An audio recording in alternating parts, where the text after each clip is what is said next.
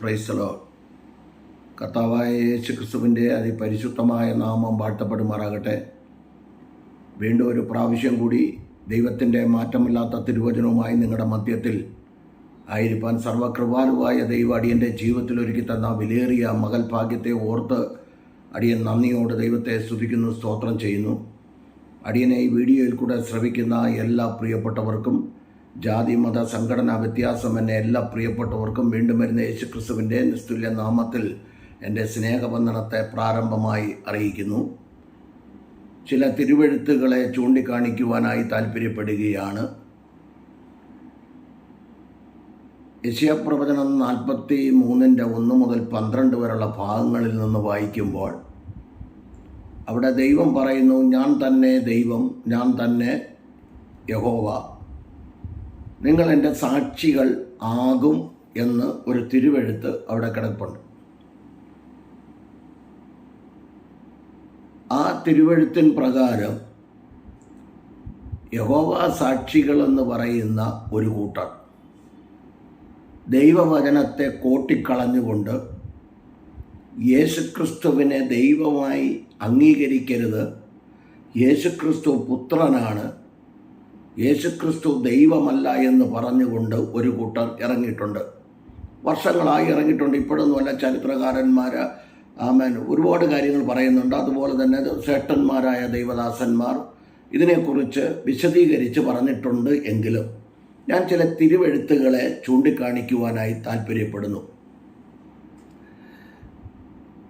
എതിർപ്പുകളൊക്കെ ഉണ്ട് എങ്കിലും എനിക്ക് വിഷയമില്ല. പക്ഷേ അതിനേക്കാൾ ഉപരി തിരുവെഴുത്ത് സത്യങ്ങളെ യാക്കോബിൻ്റെ ലേഖനം 5:19 പറയുന്നത് പോലെ, ഒരുവൻ സത്യം വിട്ട് തെറ്റിപ്പോയാൽ അവനെ നേർവഴിക്കാക്കുന്നവൻ അവൻ്റെ പ്രാണനെ മരണത്തിൽ നിന്ന് രക്ഷിച്ചിരിക്കുന്നതാണ്. അപ്പം നാശത്തിലേക്ക് പോകാതിരിക്കാൻ വേണ്ടി തിരുവെഴുത്തുകളെ ചൂണ്ടിക്കാണിക്കുന്നു എന്നുള്ളതേ ഉള്ളൂ. ഞങ്ങൾ കോഴിക്കോടിൻ്റെ പ്രദേശത്തായിരിക്കുമ്പോൾ അവിടെ യഹോവയുടെ സാക്ഷികളുടെ ബഹളം, യഹോവയുടെ സാക്ഷികൾ എന്ന് പറയുന്നില്ല, യഹോവ സാക്ഷികളെന്നാണ് പറയുന്നത്. ഞങ്ങളൊരു മീൻമുട്ടി എന്ന് പറഞ്ഞ സ്ഥലത്ത് ഒരു ആരാധനയ്ക്കായി കടന്നു പോകുമ്പോൾ ഒരു വീടിൻ്റെ മുമ്പിലുള്ള കമുകളെ മുഴുവനും വെട്ടിമുറുക്കിയ. കർത്താവ് പറഞ്ഞത് വിഷത്തിൻ്റെ ചുവട്ടിൽ കോടാലി വെച്ചിരിക്കുന്നതായി.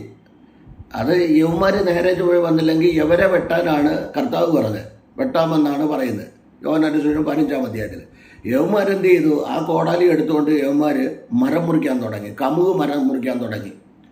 അടയ്ക്കാൻ മരം മുഴുവനും മുറിച്ച് മാറ്റിയിടുന്നത്, വെട്ടിയിടുന്നത് കണ്ടു. ചോദിച്ചപ്പോഴാണ് പറഞ്ഞ, ആ വീട്ടിൽ പ്രാർത്ഥിക്കാൻ പോയി, അത് ഞങ്ങളുടെ പോകുന്ന ചർച്ചിലുള്ളവർ പറഞ്ഞു, ഈ കമുക് മരം എല്ലാം മുറിച്ചു മാറ്റണമെന്ന്. എന്ത് പറയാനാ, ഇവന്മാർ കോടാലിയും കൊണ്ട് അങ്ങ് നടക്കുക. ശരി, പോട്ടെ. അപ്പോൾ അതുകൊണ്ട് കമുകരം മുറിക്കുന്നവർക്ക് ഒരു മറുപടി കൊടുക്കുവാൻ വേണ്ടി തിരുവെഴുത്തുകളിൽ കൂടെ ഓടിച്ചു പോകാൻ താല്പര്യപ്പെടുകയാണ്. ഒന്നാമതായിട്ട്, ഈ ദൈവവചനത്തെ കോട്ടിക്കളയുന്ന ഒരെണ്ണവും പരിശുദ്ധാത്മാവിനെ പ്രാപിച്ചവരല്ല. പരിശുദ്ധാത്മ നിയോഗം പ്രാപിച്ച ഒരു വ്യക്തിയാണെങ്കിൽ, പരിശുദ്ധാത്മ നിറവിൽ നടക്കുന്ന ഒരു വ്യക്തിയാണെങ്കിൽ 66 പുസ്തകങ്ങളിൽ നിന്ന് 1189 അധ്യായങ്ങളിൽ 31,173 വാക്യങ്ങളിൽ നിന്ന് യേശുക്രിസ്തു പറഞ്ഞ വചനത്തിൽ നിന്ന് വള്ളിക്കോ, മത്തായി 5:18-19 വള്ളിക്കോ പുള്ളിക്കോ മാറ്റം വരുത്തത്തില്ല. ഇതിനകത്ത് ഒന്നും ആകാശവും ഭൂമിയും ഒഴിഞ്ഞു പോകുകയുള്ള ഇതിനകത്തൊന്നും ഒന്നും മാറ്റം വരുത്താൻ ആർക്കും കഴിയില്ല എന്ന് യേശുക്രിസ്തു പറഞ്ഞതിനെ കോട്ടിക്കളഞ്ഞുകൊണ്ട് അവിടുന്ന് ഇവിടുന്ന് ഒരു വാക്യമെടുത്ത് ദൈവജനത്തെ തെറ്റിക്കുകയാണ്. ഇനി ഈ യഹോവ സാക്ഷികൾ ചെയ്യേണ്ടത് ജാതികളുടെ ഇടയിലല്ലേ പോകേണ്ടത് സുവിശേഷം അറിയിക്കാൻ. ഒന്നാമത് യഹൂദന്മാരല്ല. ഞാൻ തിരുവെഴുത്തുകളിലേക്ക് ഓടി വരാം. ദൈവവചനത്തിനെതിരെയുള്ള വെല്ലുവിളികൾ ചരിത്രപരമായി പഠിച്ചാൽ മനോവേദന ഉണ്ടാക്കുന്നതാണ്. ഒന്നുകൂടെ പറഞ്ഞാൽ, യഹൂദന്മാരല്ല. നിഷ്പാപയുഗം, മനസാക്ഷി യുഗം, മാനുഷിക ഭരണയുഗം, വാക്തത്വ യുഗം, ന്യായപ്രമാണ യുഗം, കൃപായുഗത്തിൽ നിൽക്കുന്ന ആറാമത്തെ യുഗമായ കൃപായുഗത്തിൽ നിൽക്കുന്നവരോട് യേശുക്രിസ്തു പറഞ്ഞത്, ആകയാൽ നിങ്ങൾ പുറപ്പെടാനാണ് പറഞ്ഞത്. അപ്പോൾ ഇവർ പറയുന്ന യഹോവ ആര്? ഈ യഹോവ സാക്ഷികളാകാൻ ഈ ജാതി പുറം ജാതികളിൽപ്പെട്ട പുറം ജാതിയായിരുന്ന ഇവർക്ക് ആരാണ് യഹോവ സാക്ഷിയാകാൻ അധികാരം കൊടുത്തത്? ഇവർ പുറം ജാതിക്കാരാണ്. റോമർ 11-16 മുതൽ 24 വരെയുള്ള ഭാഗങ്ങൾ ഇവർ വായിക്കട്ടെ. കാട്ടൊലിവായിരുന്ന നിന്നെ നാട്ടൊലിവിനോടുകൂടെ ഒട്ടിച്ചു വെച്ചിരിക്കുക, ബഡ് ചെയ്ത് വെച്ചിരിക്കുക. അതുകൊണ്ട് പൗലോസ് അപ്പോസ്തലൻ പറയുന്നു, ഞെളിയാതെ ഭയപ്പെട്ടോളാനാ. ഇവര് പുറം ജാതികളാണെന്ന് പറഞ്ഞത്. ഞങ്ങൾ യഹോവ സാക്ഷികൾ, യഹോവ സാക്ഷി. ഇവർ യഹൂദന്മാരാണെങ്കിൽ എന്ത് ചെയ്യണം?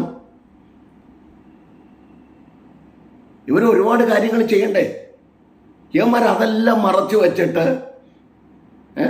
യേശുക്രിസ്തുവിനെ അവഹേളിച്ചുകൊണ്ട്, യേശുക്രിസ്തു ദൈവമല്ല എന്ന് പറഞ്ഞുകൊണ്ട് യവന്മാർ നടക്കുന്നവർക്ക് ഇവന്മാർക്കൊരു മറുപടി കൊടുക്കണ്ടേ? ദൈവവചനത്തോടുള്ള വെല്ലുവിളി ഭയങ്കരമായിരുന്നു അന്നും ഇന്നും. അതുകൊണ്ട് ദൈവദാസന്മാർക്ക്, എന്നേക്കാൾ ശ്രേഷ്ഠന്മാരായ ദൈവദാസന്മാരൊക്കെ ഒത്തിരി കാര്യങ്ങൾ പറഞ്ഞിട്ടുണ്ട്. യവന്മാർ ഇതൊന്നും ചെവിക്കൊള്ളത്തില്ല. അതുകൊണ്ട് യവന്മാർക്ക് ഇടയ്ക്കിടയ്ക്ക് ഇങ്ങനെ കൊടുത്തുകൊണ്ടിരുന്നാലേ പറ്റത്തുള്ളൂ. അപ്പോൾ ഞാൻ വഴക്കിനൊന്നുമല്ല. തിമോഥെയോസിന് എഴുതിയ 2-ാം ലേഖനം 2:23, കൊരിന്ത്യർക്ക് 1-ാം ലേഖനം 11:16. നമുക്ക് മൗട്ട് ചെയ്ത് ഓർക്കൊന്നുമില്ല. 1800-കളിൽ ഏകദേശം ചരിത്ര പുസ്തകത്തിൽ വായിച്ച ചില കാര്യങ്ങൾ പറഞ്ഞിട്ട് ഞാൻ ഓടിച്ചു വരാം. 1800-കളിൽ പണ്ഡിതനായ ചാൾസ് ഡാർവിൻ ദൈവവചനത്തിന് വിരോധമായി എഴുന്നേറ്റു. മനുഷ്യൻ ദൈവസൃഷ്ടി അല്ല എന്ന് പറഞ്ഞുകൊണ്ട് എഴുന്നേറ്റു. അദ്ദേഹത്തിൻ്റെ ഭാഷയിൽ പറഞ്ഞാൽ ശാസ്ത്രലോകം, പ്രകൃതി ലോകം രണ്ടായിട്ട് തിരിച്ചുകൊണ്ട് പ്രകൃതി ലോകത്തെ 4ആയി തിരിക്കാമെന്നും പഠിപ്പിച്ചു. 1 ധാതുലോകം, 2 സസ്യലോകം, 3 ജന്തുലോകം, മനുഷ്യലോകം. ഇങ്ങനെ 4ആയി പഠിപ്പിച്ചു. ധാതുലോകത്തിൽ നിന്ന് സസ്യലോകത്തിൽ ജീവൻ പ്രാപിച്ച് ജന്തുലോകത്തിൽ അത് തവളയായി, കുരങ്ങനായി, പിന്നത്തേതിൽ മനുഷ്യനായി എന്നാണ് അദ്ദേഹത്തിൻ്റെ പഠിപ്പീര്. ഇത് അധികം നാൾ നിലനിന്നില്ല. തിരുവെഴുത്തെന്ത് പറയുന്നു? മനുഷ്യൻ കുരങ്ങനിൽ നിന്നല്ല. എനിക്ക് പുള്ളി ഇല്ലല്ലോ. അപ്പോൾ അദ്ദേഹത്തോടൊരു കാര്യം പറയാനുള്ളത് ഇത്രയേ ഉള്ളൂ. ഈ നീയും നിന്റെ വലിയപ്പൂപ്പനും അതിൻ്റെ വലിയപ്പൂപ്പനും ഒക്കെ കട്ടിലേ കയറി കിടന്നിട്ട് വാനരന്മാരെ എന്തിനാണ് കാട്ടിലിട്ടിരിക്കുന്നതെന്നാണ് എൻ്റെ ചോദ്യം. അപ്പോൾ അതൊക്കെ പറഞ്ഞുകൊണ്ടിരുന്ന സമയം ഇത് ഒത്തിരി പോവും, ഒരുപാട് കാര്യങ്ങളുണ്ട്. എന്നാൽ തിരുവെഴുത്തെന്ത് പറയുന്നു? യെരമ്യാ പ്രവചനം 4:23-24, ഉൽപ്പത്തി പുസ്തകം 1:26 മുതൽ 28 വരെ, ഉൽപ്പത്തി പുസ്തകം 2:17-18, ഉൽപ്പത്തി പുസ്തകം 2:7, ഉൽപ്പത്തി പുസ്തകം 2:21-23. ചാൾസ് ഡാർവിനുള്ള മറുപടിയാണ്. എല്ലാവർക്കും അറിയാവുന്ന കാര്യമാണ്. അഭാവം വിടുക, ഓടിച്ചു വരിക. അങ്ങനെ കുറേ നാൾ കഴിഞ്ഞ് ചാൾസ് ഡാർവിൻ മരിച്ച് 23 വർഷം കഴിഞ്ഞപ്പോൾ ചാൾസ് ഡാർവിൻ്റെ മകൻ ജോർജ് ഡാർവിൻ എഴുന്നേറ്റിട്ട് പറഞ്ഞു, എൻ്റെ ലോകത്തോട് വിളിച്ചു പറഞ്ഞു, എൻ്റെ അപ്പൻ പറഞ്ഞത് ശരിയല്ല. പ്രകൃതിയിൽ നിന്നുമല്ല മനുഷ്യൻ ഉണ്ടായത്, മനുഷ്യൻ ദൈവ സൃഷ്ടിയാണെന്ന് ഉൽപ്പത്തി പുസ്തകം 2:7 വചനം എടുത്തുകൊണ്ട്, 2-ാമത്തെ 1 മുതൽ വായിച്ചാലും കുഴപ്പമില്ല, 7 വചനം എടുത്തുകൊണ്ട് പറഞ്ഞു, ദൈവം പൊടി കൊണ്ട് മനുഷ്യനെ ഉണ്ടാക്കി അവൻ്റെ മൂക്കിൽ ജീവശ്വാസം ഊതി അവൻ ജീവനുള്ള ദേഹിയായി തീർന്നെന്ന് അവൻ ജോർജ് ഡാർവിൻ പറയുവാനിടയായി. അപ്പോൾ 1-ാമത്തെ വെല്ലുവിളി, ഞാൻ കുറേ ഇതൊന്നും ആയിരിക്കത്തില്ല, അതിനു മുമ്പ് വെല്ലുവിളികൾ ഉണ്ടായിരിക്കാം, ഞാനിത് ഒരു പുസ്തകത്തിലെടുത്ത് എഴുതിയതാണ്. 2-ാമതായിട്ട് 1861 വരുമ്പോൾ തിരുവെഴുത്തിനെതിരെയുള്ള വെല്ലുവിളികളാണ്. ഫ്രഞ്ച് സയൻസ് അക്കാഡമി എന്ന സംഘടന ദൈവവചനത്തിന് വിരോധമായി എഴുന്നേറ്റു. 59 സഹസ്ര വസ്തുതകളെ നിരത്തിവെച്ചു. എന്നിട്ട് പറഞ്ഞു ദൈവവചനം പോഷത്വമാണെന്ന്. കൊരിന്ത്യർക്ക് എഴുതിയ 1-ാം ലേഖനം 1:18 പറയുന്നു, ക്രൂശിൻ്റെ വചനം നശിച്ചു പോകുന്നവർക്ക് പോഷത്വവും രക്ഷിക്കപ്പെടുന്ന നമുക്കോ ദൈവശക്തിയും ആകുന്നു. അതിൻ്റെ 19-ാം വാക്യം പറയുന്നു, ജ്ഞാനികളുടെ ജ്ഞാനത്തെ ദൈവം നശിപ്പിക്കുകയും ബുദ്ധിമാന്മാരുടെ ബുദ്ധിയെ ദുർബലമാക്കുകയും ചെയ്യുമെന്ന് ദൈവവചനത്തിൽ കാണുന്നു. ലാസ്റ്റിൽ 51 സയന്റിഫിക് തിയറികളെ നിരത്തി വെച്ച് 51-ൽ ഒരെണ്ണം പോലും ചരിത്രങ്ങളിലില്ല. ദൈവവചനം ഇന്നും നിലനിൽക്കുന്നു. ലാസ്റ്റിൽ ഇവർ ചെയ്തത് 51 സയന്റിഫിക് തിയറികളെ നിരത്തി വെച്ച് 51-ൽ ഒരെണ്ണം പോലും ചരിത്രത്തിലില്ല. ദൈവവചനം ഇന്നും നിലനിൽക്കുന്നു. വെളിപ്പാട് 19:13, യോഹന്നാന്റെ സുവിശേഷം 1:1, 119 സങ്കീർത്തനം 18-ാം വാക്യം, മത്തായി എഴുതിയ സുവിശേഷം 5, 18, 19. ഇത് യഹോവയുടെ സാക്ഷിയോട് കേൾക്കട്ടെ. അടുത്തതായിട്ട് മോശ കൽപ്പലകകൾ രണ്ടും എറിഞ്ഞു പൊട്ടിച്ചപ്പോൾ ദൈവം വീണ്ടും 2 കൽപ്പലകകളിൽ എഴുതി കൊടുത്തു. പുറപ്പാട് 32-ൽ എറിഞ്ഞു പൊട്ടിക്കുന്നെങ്കിൽ പുറപ്പാട് പുസ്തകം 34-ൽ ദൈവം തിരിച്ച് ദൈവവചനത്തെ എഴുതി കൊടുത്ത്. കാരണം സ്വർഗത്തിൽ എന്നേക്ക് സ്ഥിരമായിരിക്കുന്ന വചനമാ ഇത്. ആരെല്ലാം തല്ലിക്ക് പൊട്ടിച്ചാലും ഇത് നടക്കത്തില്ല. അടുത്തതായിട്ട് യഹൂദ രാജാവായ യെഹോയാക്കീമിനോട് ദൈവത്തിൻ്റെ വചനത്തിൽ കൂടെയുള്ള അരുളപ്പാട് അറിയിച്ചപ്പോൾ ദൈവവചനത്തിന് വിരോധമായി നിന്നത് മാത്രമല്ല, കുറ്റമില്ലാത്ത രക്തം ചൊരിയിക്കുകയും ദൈവവചനത്തിൻ്റെ ചുരുളുകളെ കത്തി കൊണ്ട് കുത്തിക്കീറി നെരിപ്പോട്ടിലിട്ട് കത്തിച്ചു കളഞ്ഞു. യെരമ്യാ പ്രവചനം 36-ാം അധ്യായം. ദൈവം യെരമ്യാവിൽ കൂടെ കൊടുത്ത വചനം ബാരൂക്ക് എന്ന ഭക്തൻ എഴുതി. 45-ന്റെ 5, 6 വാക്യങ്ങൾ കൂടെ ചേർത്ത് വായിച്ചാൽ മതി. 36, 37 അധ്യായങ്ങളൊക്കെ വായിക്കാം. ദൈവം വീണ്ടും അരുളപ്പാടുകളെ എഴുതി കൊടുത്തു. ആരെല്ലാം ദൈവവചനത്തെ നശിപ്പിക്കുവാൻ, കൂട്ടിക്കളയുവാൻ നോക്കുന്നുവോ അവനൊക്കെ തകർന്നു പോയിട്ടേ ഉള്ളൂ. ദൈവവചനം ഇന്നും നിലനിൽക്കുന്നു. 14-ാം നൂറ്റാണ്ടിൽ ലോഗോസ് ദൈവവചനം 119 സങ്കീർത്തനം 89. ആമേൻ. എബ്രായർക്ക് എഴുതിയ ലേഖനം 1:1 മുതൽ 3 വരെ. യോഹന്നാന്റെ സുവിശേഷം 1:1. ജോൺ വിക്ലിഫ് എന്ന ഒരു പണ്ഡിതന് ആഗ്രഹമുണ്ടായി ദൈവവചനം പല ഭാഷകളിൽ പരിവർത്തനം ചെയ്യണമെന്ന് അദ്ദേഹത്തിന് ആഗ്രഹമുണ്ടായി.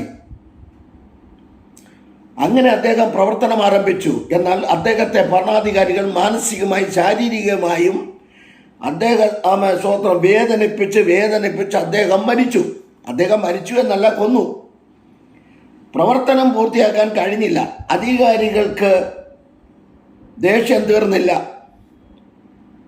ശവം അടക്കി 30 വർഷം കഴിഞ്ഞപ്പോൾ കുഴിമാന്തി അസ്ഥികളെടുത്ത് ചുട്ടുകരിച്ച് ചാരം നദിയിലൊഴുക്കി. അപ്പോഴാണ് അധികാരികൾ അടങ്ങിയത്. മനസ്സിലായ? ദൈവവചനത്തിനെതിരെയുള്ള വെല്ലുവിളികളാണ്. ദൈവവചനത്തിന് അന്നുമുണ്ട് വെല്ലുവിളി, ഇന്നുമുണ്ട്. ദൈവവചനം സത്യമാണ്. സത്യം പറയാൻ ആരും സമ്മതിക്കത്തില്ല. അത് കഴിഞ്ഞ് 16-ാം നൂറ്റാണ്ടായപ്പോൾ യഹോവയുടെ ആമേസ്തോത്ര 16-ാം നൂറ്റാണ്ടായപ്പോൾ വില്യം ടിൻഡൽ എന്ന ഒരു ഭക്തൻ ആഗ്രഹമുണ്ടായി. അദ്ദേഹം ഇംഗ്ലീഷ് പണ്ഡിതനായിരുന്നു. ദൈവവചനം പലവിധ ഭാഷകൾ വിവർത്തനം ചെയ്യണമെന്നും സാധാരണക്കാരായ മനുഷ്യർ ദൈവവചനം കേൾക്കണമെന്നും ആഗ്രഹമുണ്ടായി. പുതിയ നിയമം ഏകദേശം പരിഭാഷപ്പെടുത്തി.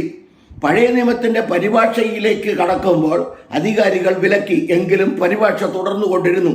ഭരണാധികാരികൾ അവസാനം പടയാളികളെ വിട്ട് പിടിച്ച് ഒരു മരത്തിൽ വലിഞ്ഞു മുറുക്കി ഞെരിച്ച് വരിഞ്ഞ് മുറുക്കി കൊന്നുകളഞ്ഞു. അവസാനം ശ്വാസം പോകുന്നതിന് മുൻപ് വില്യം ടിൻഡൽ നിലവിളിച്ചുകൊണ്ട് പറഞ്ഞു, ഇംഗ്ലണ്ടിന്റെ രാജാവിന്റെ കണ്ണുകളെ തുറക്കണമെന്ന്. 119 സങ്കീർത്തനം 18-ാം വാക്യം. എൻ്റെ ന്യായപ്രമാണത്തിലെ അത്ഭുതങ്ങളെ കാണേണ്ടതിന് അവൻ്റെ ഇംഗ്ലണ്ടിലെ രാജാവിൻ്റെ കണ്ണുകളെ തുറക്കണമെന്ന്. അങ്ങനെ അവസാനം ഇത് നിലവിളിച്ചുകൊണ്ട് അദ്ദേഹത്തിൻ്റെ അവസാന ശ്വാസവും നിന്നു. എന്നാൽ 17 ഈ നിലവിളി നോക്കിക്കൊള്ളേ ദൈവം കുറിച്ചു വച്ചു. ദൈവം അടങ്ങിയിരുന്നില്ല. ഭക്തന്മാരെ കൊല്ലുമ്പോൾ, ദൈവദാസന്മാരെ കൊല്ലുമ്പോൾ, ദൈവവചനം കോട്ടിക്കളയുമ്പോൾ ഓർത്തുകൊള്ളണം, ഒരു ശിക്ഷാവിധി പുറകെ വരുന്നുണ്ടെന്ന്. 17-ാം നൂറ്റാണ്ട് ഇംഗ്ലണ്ട് ഭരിച്ചുകൊണ്ടിരുന്ന കിങ് ജെയിംസ് എന്ന രാജാവ് വിവിധ രാജ്യങ്ങളിൽ നിന്നും 47 ഭാഷ പണ്ഡിതന്മാരെ വരുത്തി 7 വർഷം വരെ ചിലവിന് കൊടുത്ത് പലവിധ ഭാഷകളിൽ പരിഭാഷപ്പെടുത്തി. ഒരു വില്യം ടിൻഡലിനെ കൊന്നാൽ ഇംഗ്ലണ്ടിലെ രാജാവായിരുന്ന കിങ് ജെയിംസിന് സ്വസ്ഥത കൊടുക്കാതെ പല രാജ്യങ്ങളിൽ നിന്നും 47 പണ്ഡിതന്മാരെ ഇരുത്തി എഴുതിപ്പിക്കുവാനാണ് എൻ്റെ ദൈവം പദ്ധതിയിട്ടത്. ഒരാൾ നിലവിളിച്ചപ്പോൾ സ്വർഗത്തിലെ മഹാദൈവം കേട്ടു, എഴുതി വെച്ചു. കൊള്ളാവുന്ന 47 പണ്ഡിതന്മാരെ വരുത്തി എങ്കിൽ ദൈവവചനത്തിനും ദൈവമക്കൾക്കും വിരോധമായി നിൽക്കുന്നവരെ ദൈവം ഈ 2025 തീരുന്നതിന് മുൻപ് തന്നെ എൻ്റെ ദൈവം സന്ദർശിക്കും. രാജാക്കന്മാരെയും മന്ത്രിമാരെയും പ്രധാനമന്ത്രിമാരെയും പ്രസിഡന്റുമാരെയും ഒക്കെ സ്വർഗത്തിലെ ദൈവം സന്ദർശിക്കുമെന്ന്. ദൈവം സന്ദർശിക്കും. ഇതൊക്കെ ചരിത്രമാണ്, ഇതിനൊന്നും മാറ്റമില്ല. അതുകൊണ്ട് നമ്മുടെ കണ്ണുകളെ തുറക്കണമെന്ന് നമുക്ക് പ്രാർത്ഥിക്കാം. രാജാക്കന്മാരുടെ, പ്രധാനമന്ത്രിമാരുടെ, എല്ലാവരുടെ കണ്ണുകളെ ദൈവം തുറക്കട്ടെ. അതിനുവേണ്ടി നമുക്ക് പ്രാർത്ഥിക്കാം. മുഖ്യന്മാരുടെ 29 സംസ്ഥാനങ്ങളുടെ മുഖ്യന്മാരുടെ, ലോകരാഷ്ട്രങ്ങളുടെ, രാജാക്കന്മാരുടെ, ഭരണാധികാരികളുടെ കണ്ണുകളെ ദൈവവചനത്തിന് മുൻപേ തുറക്കണമെന്ന് നമുക്ക് പ്രാർത്ഥിക്കാം. കമുകാർ അടുത്ത് ഞാൻ വിഷയത്തിലേക്ക്. അപ്പൊ ദൈവവചനത്തെ അന്നും ഇന്നും കോട്ടിക്കളയുന്ന പരിപാടിയുണ്ട്. അത് 1 യേശുനാമക്കാര്, 2 ബ്രദറൻകാര്, 3 യഹോവ സാക്ഷികൾ. അപ്പൊ ഞാൻ തിരിച്ചു വരാം. യഹോവ സാക്ഷികൾക്ക് 1-2 മറുപടികൾ ഓടിച്ചു കൊടുക്കാം. 43 യെശയ്യാപ്രവചനം 43-ന്റെ 12-ാം വാക്യം എടുത്തുകൊണ്ടാണ് ഇവർ ഓടുന്നത്. അത് യാക്കോബിനോടുള്ള ബന്ധത്തിലല്ലേ. 43-ന്റെ 1 മുതൽ വായിക്കുക. യാക്കോബിനെ വിളിച്ചുകൊണ്ട് ദൈവം ദൂതറിയിക്കുക. യാക്കോബിന്റെ തലമുറകളെ കുറിച്ചാണ് ദൂതറിയിക്കുന്നത്. ഇത് എടുത്തുകൊണ്ട് നടക്കാൻ യഹോവയുടെ സാക്ഷികൾക്ക് ഏത് വചനാടിസ്ഥാനത്തിൽ ആര് അധികാരം കൊടുത്തു? 1, യവന്മാർക്ക് പരിശുദ്ധാത്മാവില്ല. 2, യവന്മാർ കള്ളുകുടിക്കുന്നവന്മാരാ. നിങ്ങളിങ്ങി വന്നാൽ മതി, എന്ത് നിങ്ങൾക്ക് ചെയ്യാം. അടിസ്ഥാന സങ്കീർത്തനം 11:3 പറയുന്നത് പോലെ യവന്മാർ അടിസ്ഥാനം മറിഞ്ഞ നീതിമാന്മാരാ. യവന്മാർക്ക് എന്തും ചെയ്യാമെന്ന്. പക്ഷെ നിങ്ങളിങ്ങി വന്നാൽ മതി, കമുകരം മുറിക്കാൻ കോടാലിയായിട്ട് ഇങ്ങി വന്നാൽ മതിയെന്ന്. കമുകരം മുറിക്കാൻ നടക്കുന്നവന്മാര്. അപ്പോൾ യാക്കോബിന്റെ തലമുറകളെ കുറിച്ചുള്ള ദൂത്. ഇനി യവന്മാർ യഹൂദന്മാരല്ല, പുറം ജാതികളാ. ഇനി കൃപായുഗത്തിൽ നിൽക്കുന്ന യവന്മാരെങ്ങനെ യഹോവയുടെ സാക്ഷികളാകും? അതോ യവന്മാർ BC 700-ലൊക്കെ ജീവിച്ചിരുന്ന പാർട്ടികളാണോ? എൻ്റെ ഭാഷയെ പറഞ്ഞ് യെശയ്യാ പ്രവാചകന്റെ കാലഘട്ടങ്ങളിലും സക്കറിയ പ്രവാചകന്റെ കാലഘട്ടങ്ങളിലൊക്കെ ജീവിച്ചിരുന്ന പാർട്ടികളാണോ? ഇനി യഹൂദന്മാരാണോ? ഇവന്റെ പൂർവന്മാർ യഹൂദന്മാരായിരുന്നോ? പുറം ജാതിയിൽപ്പെട്ടവൻ എങ്ങനെ യഹോവ സാക്ഷിയാവും? ഞാൻ അതിനെക്കുറിച്ച് യേശുക്രിസ്തു പറഞ്ഞത് കൃപായുഗത്തിലെ കാര്യങ്ങൾ ഓടിച്ചു പറയാം. അതിനാണ് ഓടിപ്പോകുന്നത്. ഇവൊന്നും യഹൂദന്മാരല്ല എന്നുള്ളതിന്റെ തെളിവ് ആവർത്തനം 16:16. വർഷത്തിൽ 3 പ്രാവശ്യം യെരുശലേമിൽ പോകണം. പുളിപ്പില്ലാത്ത അപ്പത്തിന്റെ പെരുന്നാൾ, വാരോത്സവം, മഹാപെരുന്നാൾ, ഇതിനെങ്കിലും അവന്മാർ പോണ്ടേ? ഇനി അബ്രാം എന്ന വിശ്വാസികളുടെ പിതാവെന്ന് പറഞ്ഞ അബ്രാമാണല്ലോ. അബ്രാഹാമിൽ കൂടെ കൊടുക്കപ്പെട്ട വാഗ്ദത്തം കൊടുക്കുമ്പോൾ 17-ാം അധ്യായം 99 വയസ്സിലേക്ക് വരുമ്പോൾ അവിടെയല്ലേ പരിച്ഛേദന നടക്കുന്നത്? പരിച്ഛേദന എല്ലാവരും ചെയ്യണമെന്നല്ലേ പറഞ്ഞേ? അങ്ങനെയാണെങ്കിൽ യവന് പരിച്ഛേദന ചെയ്തോ? ഇവൻ യാഗം കഴിക്കാൻ പോയിട്ടുണ്ടോ? ഇവൻ പ്രാവിനെ കൊണ്ടാണോ യാഗം കഴിച്ചത്? കുറുംപ്രാവിനെ കൊണ്ടാണോ യാഗം കഴിച്ചത്? എന്തുകൊണ്ടാണ് ഇവൻ യാഗം കഴിച്ചത്? ഇവൻ സ്നാനപ്പെട്ടോ? യഹൂദന്മാരുടെ നിയമം അനുസരിച്ച് പുറം ജാതിയിൽ നിന്ന് ഒരുവൻ വന്നാൽ 1 യാഗം കഴിക്കണം, പരിച്ഛേദനയേക്കണം, യാഗം കഴിക്കണം, സ്നാനപ്പെടണം. യവന്മാർ മുങ്ങിക്കാണുക. അത് യവന്മാരുടെ കാര്യമല്ലേ, അത് നമുക്ക് വിഷയമല്ല. ഇതൊക്കെ ശാപമാണോ? അതുകൊണ്ടായി പറയുന്നത്. അപ്പൊ യവന്മാർ യഹൂദന്മാരല്ല. യേശുക്രിസ്തുവിനെ ദൈവമായി അംഗീകരിക്കാത്തത് കൊണ്ട് യവന്മാർ ക്രിസ്ത്യാനികളും അല്ല, അസ്ഥിരന്മാരാ. എൻ്റെ ഭാഷയിൽ പറഞ്ഞ 2 കെട്ടവന് അസ്ഥിരനാ. ഇനി വിഷയത്തിലേക്ക് വരാം. അവർ റമസേസിൽ നിന്ന് പുറപ്പെട്ടു. കനാനിലെത്തും വരെ, അതായത് റമസേസ് മുതൽ അബാരീം പർവ്വതം വരെ 41 താവളങ്ങളിൽ അവർ കൂടാരം അടിച്ചു താമസിച്ചു യഹൂദന്മാർ. സംഖ്യാപുസ്തകം 33-ാം അധ്യായം എടുത്ത് വെച്ച് യഹോവ സാക്ഷികൾ വായിക്കേ. ഇതിൽ ഏത് താവളത്തിലാണ്, ഏത് സ്ഥലത്താണ് നീയൊക്കെ കൂടാരം അടിച്ച് കിടന്നത്? എവിടെയാണ് കൂടാരം അടിച്ച് കിടന്നത്? എത്ര കൂടാരം നീയൊക്കെ അടിച്ചു? അതിൻ്റെ പൂർവന്മാർ എത്ര കൂടാരം അടിച്ചു? നിന്നെ ഇത് പഠിപ്പിച്ചവന്മാർ എത്ര കൂടാരം അടിച്ചു? ഇനി ഇതിന്റെ തുടക്കക്കാരൻ ചിലപ്പോൾ യഹൂദനായിരിക്കാം, എനിക്കറിയില്ല. പക്ഷെ ഞാൻ നിന്നോടാണ് ചോദിക്കുന്നത്, ഇന്ന് പ്രസന്റ് നീ യഹോവ സാക്ഷി എന്ന് പറഞ്ഞ് നടക്കാൻ നിനക്കത് അധികാരം തന്നു. ദൈവവചനത്തെ ദൈവജനം പാർക്കുന്ന വീടുകളിൽ കയറാൻ നിന്നേക്കാൾ വീട്ടിൽ കയറ്റാൻ പാടില്ല. യോഹന്നാൻ എഴുതിയ 2-ാം ലേഖനം പഠിച്ചാൽ മതി. 2-ാം ലേഖനം 2-ാം അധ്യായം പഠിച്ചാൽ മതി. നിന്നോട് കുശലം പറയാൻ പാടില്ല. സഹോദരങ്ങളെ ഇവന്മാരെ വീട്ടിൽ കയറ്റരുത്, സഹോദരിമാരെ ഇവന്മാരെ വീട്ടിൽ കയറ്റരുത്. 1 പരിച്ഛേദനയാക്കണം, 2 യാഗം കഴിക്കണം. അത് മാത്രമാണോ? ആബീബ് മാസം 14-ാം തീയതി ഓർമ്മയ്ക്കായി യേശു ക്രിസ്തുവിന് നിഴലായി നിൽക്കുന്ന പെസഹ കുഞ്ഞാടിനെ അവിടെ അറുത്തു. പുറപ്പാട് ദിവസം 12-ാം അധ്യായം. നീ എത്ര പെസഹ കുഞ്ഞാടിനെ അറുത്തു? നീ ചങ്കടലിൽ കടന്നോ? നീ 41 ഇടത്ത് കൂടാരം അടിച്ച് കിടന്നോ? ഒരു മറുപടി താ. ഇവര് ഓർമ്മയ്ക്കായി നടത്തുന്നു. റമസേസിൽ നിന്നും പുറപ്പെട്ടതിന്റെ ഓർമ്മയ്ക്കായി നടത്തുന്നു. ലേവ്യ പുസ്തകം 23:6, സംഖ്യാപുസ്തകം 9:5, യോശുവയുടെ പുസ്തകം 5:10, രാജാക്കന്മാർക്ക് 2-ാം പുസ്തകം 23-22, ദിനവൃത്താന്തങ്ങളുടെ 2-ാം പുസ്തകം 35:1, മത്തായി 26:17. അതിന്റെ പൊരുള മനസ്സിലായല്ലോ? ഞാൻ ഓടിപ്പോവുക. നീ മിസ്രയീമിൽ അടിമയായി പാർത്തിട്ടുണ്ടോ? പൂർവന്മാർ പറഞ്ഞിട്ടുണ്ടോ അവിടെ വെച്ച് ആടിനെ അറുത്തുവോ, ചെങ്കടൽ കടന്നുവോ? അടുത്ത പെന്തക്കോസ്ത് പെരുന്നാൾ 3, ഗോതമ്പ് കൊയ്ത്തിന്റെ ഒടുവിൽ 3-ാം മാസം 6-ന് ദിവാൻ, ജൂൺ മാസം ന്യായപ്രമാണം നൽകിയതിന്റെ ഓർമ്മയ്ക്ക്. പുറപ്പാട് പുസ്തകം 23:10, 34:22, ലേവ്യ പുസ്തകം 23:16, സംഖ്യാപുസ്തകം 28:26, ആവർത്തനം 16:10. ഇനി അപ്പോസ്തല പ്രവൃത്തി 2:1-11 വരെ കൃപായുഗത്തിൽ യേശുക്രിസ്തുവിന്റെ ഉയർപ്പിന് ശേഷം അപ്പോസ്തലന്മാർ കാത്തിരുന്ന് 10 ദിവസം കാത്തിരുന്ന് പരിശുദ്ധാത്മാവിനെ പ്രാപിച്ച് അവർ എഴുന്നേറ്റ് നിന്ന് യേശുക്രിസ്തുവിന്റെ സാക്ഷികളായി, യഹോവ സാക്ഷികളായെന്ന് ഒരു വാക്യമില്ല. നിനക്ക് പുതിയ നിയമം എന്ന് പറഞ്ഞാൽ തിരുവെഴുത്തുകളെന്ന് ഞാൻ പറയാനുള്ളത്. നിന്നോടൊക്കെ പുതിയ നിയമം എന്ന് പറഞ്ഞേക്കേ പറ്റൂ. പുതിയ നിയമത്തിൽ നിന്ന് ഒരു വാക്കെടുക്കാനോ നിനക്ക് അധികാരമില്ല. നീ പഞ്ചഗ്രന്ഥ 5 ഗരിശീം മലയിൽ ആരാധിച്ചതുപോലെ നീ പോയി ആരാധിക്ക്. ദൈവജനത്തിന്റെ വീടുകളിൽ കയറരുത്. അത്രയും മാത്രമേ ഞാൻ പറയുന്നുള്ളൂ. അപ്പൊ പെന്തക്കോസ്ത് പെരുന്നാൾ മനസ്സിലായല്ലോ? ഗോതമ്പ് കൊയ്ത്തിന്റെ ഒടുവിൽ 3-ാം മാസം 6-ന് ദിവാൻ, ജൂൺ ന്യായപ്രമാണം നൽകിയതിന്റെ ഓർമ്മയ്ക്ക്. അടുത്ത കാഹളനാദ ഉത്സവം 7-ാം മാസം 1-ാം തീയതി യഥാനീം, ഒക്ടോബർ. ലേവ്യ പുസ്തകം 23-24, നമ്പേഴ്സ്, സംഖ്യാപുസ്തകം 29:1, നെഹമ്യ 8:2. 4 കൂടാര പെരുന്നാൾ നേരത്തെ പറഞ്ഞല്ലോ. 7-ാം മാസം യഥാനീം, ഒക്ടോബർ 15 മുതൽ 22 വരെ.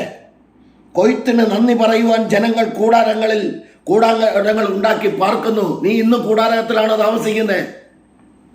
കൂടാരങ്ങൾ ഉണ്ടാക്കി അവർ വന്ന് വർഷത്തോറും വന്ന് പാർക്കുന്നുണ്ട്. എന്തിന്റെ ഓർമ്മയ്ക്കായി? 41-ലധികം ഇടങ്ങളിൽ കൂടാരമടിച്ച് പാർത്തതിന്റെ ഓർമ്മയ്ക്കായിട്ട്. വാക്യം വേണം. ആവർത്തനം 16:13, എസ്ര 3:4, നെഹമ്യ 8:14, സംഖ്യാപുസ്തകം 14:16, യോഹന്നാന്റെ സുവിശേഷം 7:2, സംഖ്യാപുസ്തകം 29:12. വാക്യങ്ങളെല്ലാം കൃത്യമായി തെളിയിച്ചു തരാം.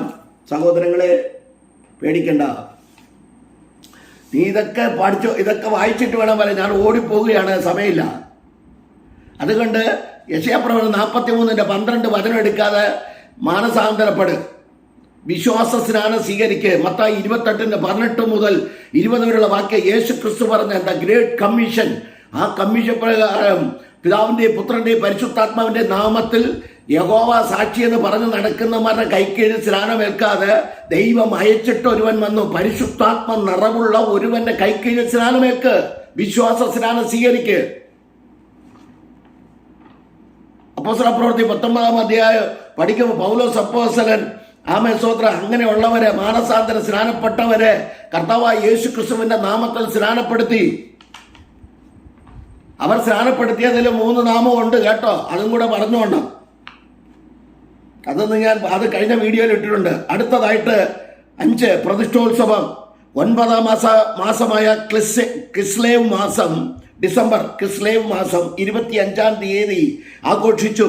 അരാമ്യർ ദൈവാലയം അശുദ്ധമാക്കിയത് പുനരുദ്ധരിച്ചതിന്റെ ഓർമ്മയ്ക്കായി യെരുശലേമിൽ പ്രതിഷ്ഠോത്സവം യോഹന്നാന്റെ സുവിശേഷം 10:22 ആചരിച്ചു. 6 പൂരീം പെരുന്നാൾ. 12-ാം മാസമായ ആധാർ മാർച്ച് മാസം 14-15 തീയതികളിൽ ജനത്തിന് ഹാമാനിൽ നിന്ന് ലഭിച്ച വിടുതലിന്റെ ഓർമ്മയ്ക്കായി ആഘോഷിക്കുന്നു. നീ ആഘോഷിക്കുന്നുണ്ടോ? നിനക്ക് പിന്നെ എന്തിനാ നീ ഇത് നടക്കുന്നത്? നീ യഹൂദനല്ലല്ലോ. എസ്തേറിന്റെ പുസ്തകം 9:17 മുതൽ 22 വരെയും ബാക്കി 26. അടുത്ത ഉത്സവങ്ങൾ. എബ്രായരുടെ ഉത്സവം പുറപ്പാട് പുസ്തകം 23:14, ലേവ്യ 23:2, സംഖ്യാപുസ്തകം 15:3. അത് എബ്രായരുടെ ഉത്സവ. എബ്രായർക്ക് കൊടുത്തിരിക്കുന്ന നിയമമാ. നിനക്കാരാ നിയമം തന്നത്? ഞാൻ വീണ്ടും ഓടി വരാം. അടുത്ത അമാവാസി ഉത്സവം, കറുത്തവാവ്, മാസാരംഭം, സംഖ്യാപുസ്തകം 10:10, സംഖ്യാപുസ്തകം 28:11, ശമൂവേൽ എഴുതിയ 1-ാം പുസ്തകം 20:5, ദിനവൃത്താന്തങ്ങളുടെ 1-ാം പുസ്തകം 23:31, ദിനവൃത്താന്തങ്ങളുടെ 2-ാം പുസ്തകം 31:3, യസ്ര 3:5, സങ്കീർത്തനം 81:3. അമാവാസികളിലും പർണവാസികളിലും ഉത്സവം ആചരിക്കാൻ. ഇതൊക്കെ എബ്രായർക്ക് കൊടുത്തിരിക്കുന്ന നിയമോ? നീ എബ്രായനാണോ? പൗലോസ് അപ്പോസ്തലനോട് ചോദിച്ചാൽ പറയും ഞാൻ എബ്രായനിൽ നിന്ന് ജനിച്ച എബ്രായനാണെന്ന്. അദ്ദേഹത്തിന് പറയാം. നിനക്കെങ്ങനെ പറയാൻ അധികാരം? അദ്ദേഹം യഹൂദനാ, പരീശനിൽ നിന്ന് ജനിച്ച പരീശനാ. അദ്ദേഹത്തിന് പറയാം. പക്ഷെ നിനക്കെങ്ങനെ പറയാൻ പറ്റും? ഇനി മേൽപ്പറഞ്ഞ കാര്യങ്ങളിലൊന്നും നീ ഉത്സവം ആചരിക്കാറുണ്ടോ? യഹോവ സാക്ഷികളെ നിങ്ങൾ ആചരിക്കാറുണ്ടോ? ഒന്നുമില്ലല്ലോ. അപ്പൊ നീ അത് വിട്. നീ യേശുക്രിസ്തുവിനെ പിൻപറ്റ്. യേശുക്രിസ്തു പറഞ്ഞതുപോലെ ഒരുവൻ ലൂക്കോസ് 9:23, ഒരുവൻ എൻ്റെ പിന്നാലെ വരുവാൻ ഇച്ഛിക്കുന്നു എങ്കിൽ തന്നെത്താൻ ത്യജിച്ച് തൻ്റെ ക്രൂശെടുത്ത് നാൾതോറും അനുഗമിക്കട്ടെ എന്നാ. ഇല്ലെങ്കിൽ നീയൊക്കെ അനുഭവിക്കും. അതാണ് എൻ്റെ കാര്യം. ഇനി റോമർ ഒന്നാമതായിട്ട് യഹൂദന് കൊടുത്തിരിക്കുന്നത് കാര്യം കൂടെ പറഞ്ഞുതരാം. 1, രക്ഷ യഹൂദന്മാരുടെ ഇടയിൽ നിന്നാണ് വരുന്നത്. യോഹന്നാന്റെ സുവിശേഷം 4:22 ഇരുന്ന് വായിച്ചോണം. വചനം ചൂണ്ടിക്കാണിച്ചു തരാം, അത്രേ ഉള്ളൂ. രക്ഷ വരുന്നത് യഹൂദന്മാരുടെ ഇടയിൽ നിന്ന്, ജാതികളായി നിന്റെ എടുക്കുന്നതാണ് രക്ഷ വരുന്നത്. അപ്പൊ രണ്ടാമതായിട്ട് റോമർ 3:1-2-3 വാക്യം നീ ഇരുന്ന് വായിക്ക്. ഒന്നാമത് അവരുടെ പക്കൽ, ആരുടെ പക്കൽ? നിന്റെ പക്കലല്ല, അവരുടെ പക്കൽ അരുളപ്പാടുകൾ കൊടുത്തിരിക്കുന്നു. ഒന്നാമതായി അവരുടെ പക്കൽ ദൈവത്തിന്റെ അരുളപ്പാട് സമർപ്പിച്ചിരിക്കുന്നത് തന്നെ അവർക്കുള്ള വിശേഷത. യഹൂദൻ എന്ത് വിശേഷത എന്ന് ചോദിച്ചുകൊണ്ട് അപ്പോസ്തലനായ പൗലോസ് പറയുക.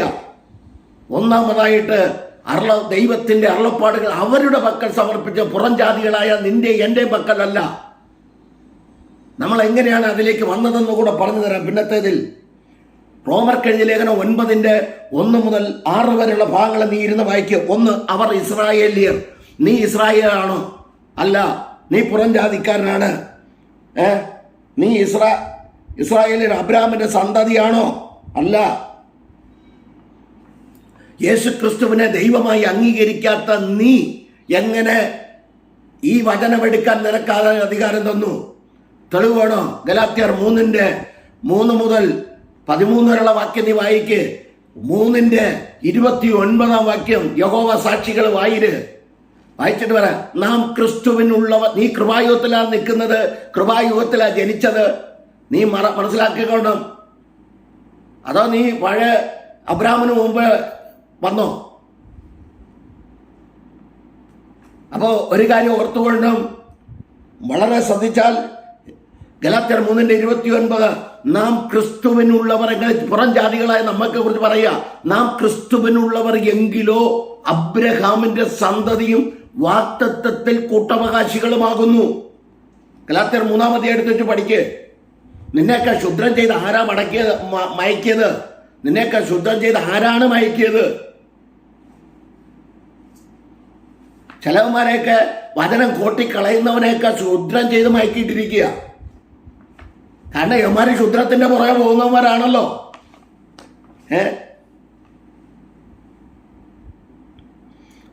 യേശുക്രിസ്തുവിനെ ദൈവമായി അംഗീകരിക്കാത്ത നീ എങ്ങനെ അബ്രാഹാമിന്റെ സന്തതിയാകും? നീ എങ്ങനെ യഹോവ സാക്ഷിയാകും? നീ എങ്ങനെ പുതിയ നിയമ ഇസ്രായേലായി മാറും? റോമർ 11:16 മുതൽ ആദ്യ ഭാഗം വിശുദ്ധമെങ്കിൽ വേർ മുഴുവനും വിശുദ്ധമെന്ന് പറഞ്ഞുകൊണ്ട് അബ്രാഹാമിന്റെ സന്തതികളെ കുറിച്ച് പറയുക. അവിശ്വാസത്താൽ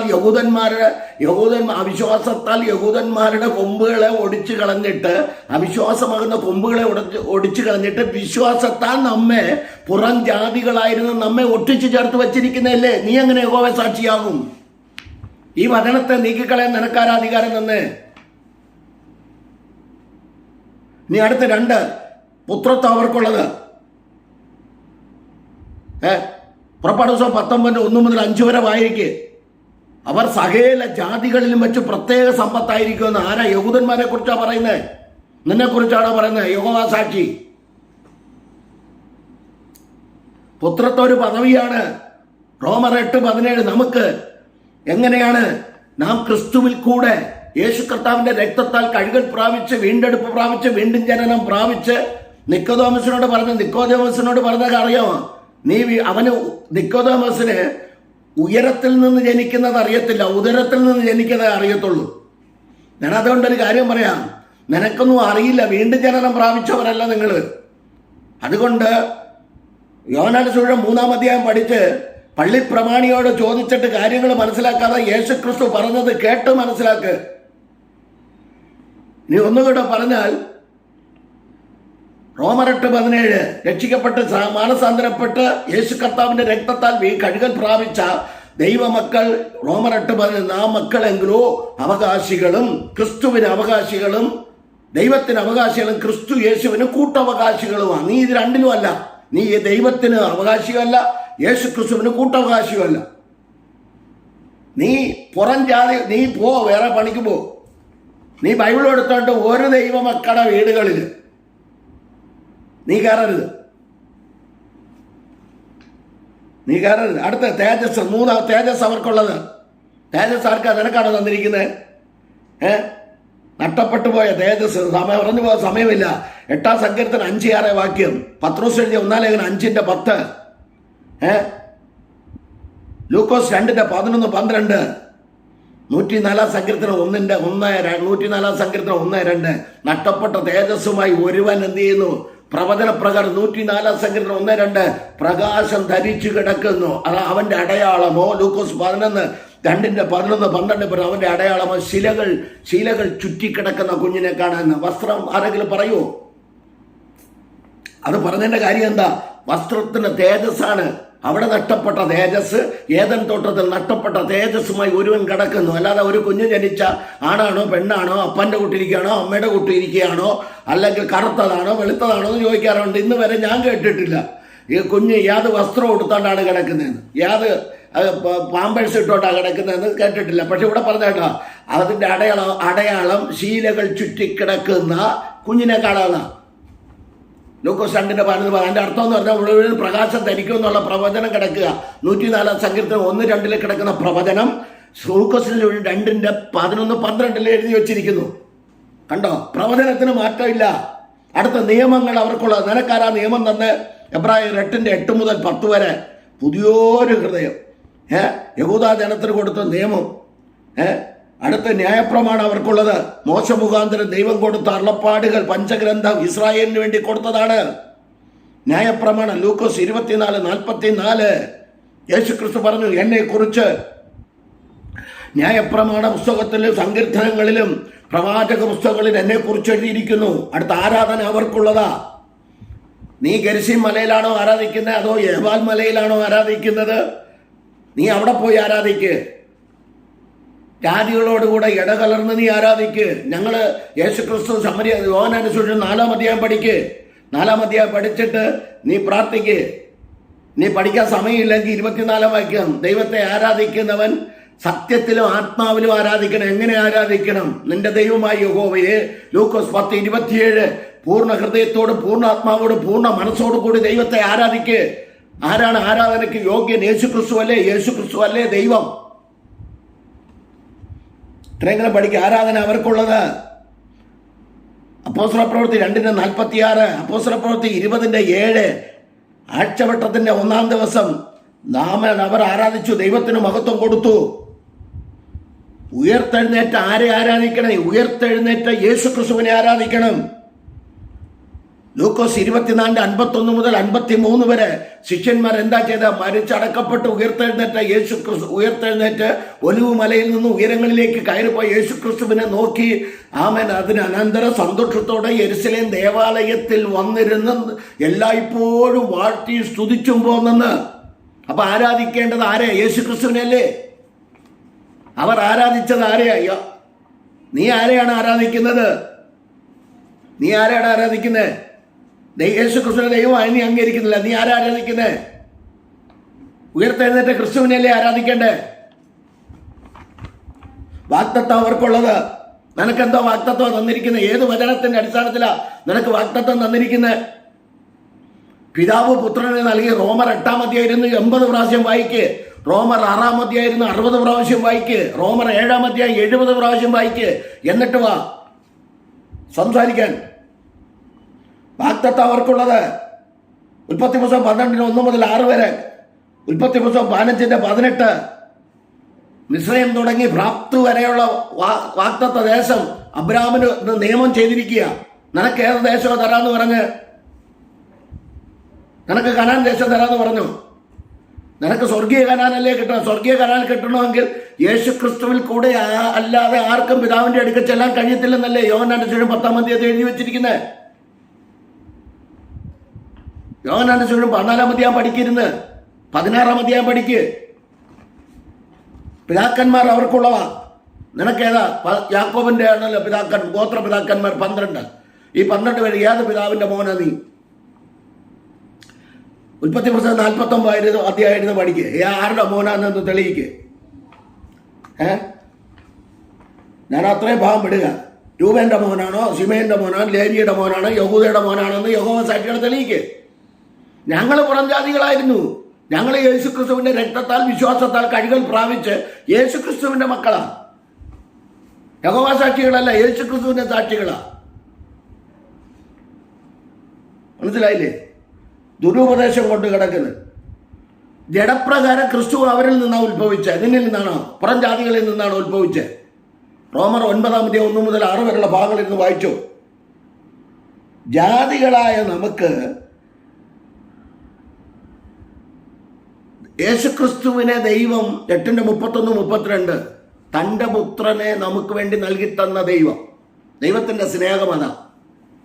മനുഷ്യൻ വരുത്തി വെച്ച പാപത്തിന്റെ പരിഹാരത്തിന് വേണ്ടി വേറെ മാർഗമൊന്നുമില്ല. അതുകൊണ്ട് ദൈവം തന്നതാ. അതുകൊണ്ട് നിന്നൊക്കെ വെട്ടാതിരിക്കുന്നത്, വചനം കൂട്ടിക്കളയുന്നവരെ വെട്ടാതിരിക്കുന്നതിന്റെ കാരണം യോഹന്നാന്റെ സുവിശേഷം 15-ാം അധ്യായം എടുത്ത് വെച്ച് പഠിക്ക്. പഠിച്ചിട്ട് വാ, വന്നിട്ട് പറ. യോഹന്നാന്റെ സുവിശേഷം 15-ാം അധ്യായം എടുത്ത് വെച്ച് പഠിച്ചിട്ട് പറ. വൃക്ഷത്തിന്റെ ചോട്ട് കോളല് വെട്ട 1 വർഷം കൂടെ നിൽക്കട്ടപ്പാ, മടങ്ങി വരും. ഈ 2025 നീക്കം മടങ്ങി വന്നില്ലെങ്കിൽ, ദുരുപദേശക്കാർ മടങ്ങി വന്നില്ലെങ്കിൽ ദൈവം നിന്നെയൊക്കെ വെട്ടും. അത് ഞാനാണെങ്കിൽ എന്നെ വെട്ടട്ട്, എനിക്ക് കുഴപ്പമില്ല. ഞാനാണ് ദുരുപദേശം പറയുന്നെങ്കിൽ എന്നെ വെട്ടട്ട്, എനിക്ക് കുഴപ്പമൊന്നുമില്ല. ഇപ്പൊ കമു മുറിക്കാൻ ഇവിടെ പിന്നെ കാട്ടാക്കടയൊന്നും വലിയ കമുകളൊന്നും കാണുന്നില്ല. എന്താണെന്നറിയത്തില്ല. കാട്ടാക്കട കമുകളൊന്നും വലുതായിട്ട് കാണുന്നില്ല. അതുകൊണ്ട് എന്താണെന്നറിയാം, ഇവന്മാരെ കമു മുറിക്കുന്നത് കാണുന്നത്. പക്ഷേ കോഴിക്കോട്ട് വെച്ച് പോകുന്നിടത്തെല്ലാം കമു മുറിക്കുക പരിപാടിയാകുമാരുടെ പരിപാടി. കമു മുറിക്കാതെ കർത്താവായ യേശുക്രിസ്തുവിനെ സാക്ഷിക്കാനാണ് പറഞ്ഞത്. മത്തായി 28:18 മുതൽ 20 വാക്യപ്രകാരം. എന്നിട്ട് ആരാ സാക്ഷികളാകേണ്ടത് പെട്ടെന്ന് തെളിയിച്ചു തരാം, സമയം പോകുന്നു. അപ്പോസ്തലപ്രവൃത്തി 1:8 യേശുക്രിസ്തു പറഞ്ഞു. ലൂക്കോസ് 24:49, 50, 51, 52 ഭാഗങ്ങൾ വായിച്ചിട്ട് നേരെ അപ്പോസ്തലപ്രവൃത്തി 1:4, അപ്പോസ്തലപ്രവൃത്തി 1:8 അവർ പിതാവിനോട് കേട്ട വാഗ്ദത്തത്തിന് വേണ്ടി കാത്തിരുന്നു. നിങ്ങൾ ശക്തി ലഭിച്ചിട്ട് യെരുശലേമിലും യഹൂദ്യയിൽ എല്ലായിടവും ശമരിയയിലും ഭൂമിയുടെ അറ്റത്തോളം സാക്ഷികളാകണം. അതല്ലേ സാക്ഷികൾ? കൃപായുഗത്തിൽ നിൽക്കുന്ന നമ്മൾ കർത്താവായ യേശു ക്രിസ്തു പറഞ്ഞതിനപ്പുറത്തുണ്ടോ എന്ന് പറഞ്ഞാൽ അവിടുത്തെ വചനം കോട്ടികൾ ആ യഹോവ തന്നെയാണ് യേശു ക്രിസ്തു. അവിടെ നിഴലായി നിൽക്കുമ്പോൾ ഇവിടെ പൊരുളായി വരുന്നു. മനസ്സിലായോ? അപ്പൊ പരിശുദ്ധാത്മാവിന്റെ ശക്തി ലഭിച്ചിട്ടാ പോകേണ്ടത്. പത്രോസ് അപ്പോസ്തലൻ പരിശുദ്ധാത്മാവ് പ്രാപിച്ചിട്ട് ക്രിസ്തുവിന്റെ സാക്ഷിയായി മാറി. അപ്പോസ്തലന്മാരുടെ പ്രവൃത്തി 2:14 11 പേരോടുകൂടെ പരിശുദ്ധാത്മ പൂർണ്ണനായി എഴുന്നേറ്റ് നിന്നെന്ന സാക്ഷീകരിക്കാൻ. നീയൊക്കെ ആത്മാവ് പ്രാപിച്ചവനാണ്. പരിശുദ്ധാത്മാവ് നിന്റെ അയൽവക്കത്തൂടെ പോയിട്ടില്ല. ഇനി പഴയ നിയമ ഭക്തന്മാരെ നോക്ക്. തിരുവെഴുത്തുകളിൽ ഓരോ ന്യായാധിപന്മാരുടെ മേൽ പോലും പരിശുദ്ധാത്മാവ് ഉണ്ടായിരുന്നു. അവർ പോലും അവസാനത്തെ ന്യായാധിപനായ ശമൂവേൽ പ്രവാചകൻ പോലും ആത്മനിറവും ദൈവ സാന്നിധ്യവും ഉള്ളവനായിരുന്നു. ദൈവശബ്ദം കേട്ട് ചെയ്യുന്നവനായിരുന്നു. അപ്പോഴോ പത്രോസ് അപ്പോസ്തലൻ പരിശുദ്ധാത്മാവ് പ്രാപിച്ച് 11 പേരോടുകൂടെ എഴുന്നേറ്റ് നിന്ന് തിരുവെഴുത്തുകളെ യോവേൽ പ്രവചനം 2:28-29 വചനം ചൂണ്ടിക്കാണിച്ചുകൊണ്ട് പ്രസംഗിച്ചപ്പോൾ 3000-ലധികം പേർ മാനസാന്തരപ്പെട്ടെന്ന്.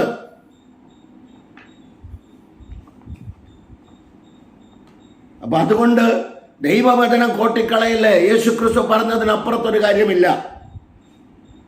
അപ്പോസ്തലനായ പൗലോസിനെ നോക്ക്. യഹൂദനായ അപ്പോസ്തലനായ പൗലോസിനെ നോക്ക്. ഈ പറഞ്ഞ കാര്യങ്ങളെല്ലാം ചെയ്ത വ്യക്തിയെ കുറിച്ച് പഠിച്ചു നോക്ക്. ഫിലിപ്പിയർ 3-ാം അധ്യായം പഠിച്ചു നോക്ക്. 9:22 പറയുന്നു, സ്നാനപ്പെട്ടതിന് ശേഷം എന്ത് ചെയ്തു? ഒരു അനന്യാസിന്റെ കൈക്കീഴിൽ സ്നാനപ്പെട്ടതിന് ശേഷം പൗലോസ് അപ്പോസ്തലനെ കുറിച്ച് പറയാം, മേൽക്കുമേൽ ശക്തി പ്രാപിച്ചു, യേശു തന്നെ ക്രിസ്തു എന്ന് തെളിയിച്ചു. നിനക്ക് യഹോവ ദൈവം, യേശു ക്രിസ്തു ദൈവമല്ല അല്ലേ? ഇതിൽ കൂടുതലൊരു തെളിവ് വേണം നിനക്ക്. നിനക്കെന്നല്ല, നിങ്ങൾക്ക് ഒരു താക്കീതാണ്. ഫിലിപ്പോസ് നോക്ക്. സുവിശേഷകനായ ഫിലിപ്പോസിനെ നോക്ക്. ശമരിയ പട്ടണത്തിൽ പ്രസംഗിച്ചത് ക്രിസ്തുവിനെയാണ്.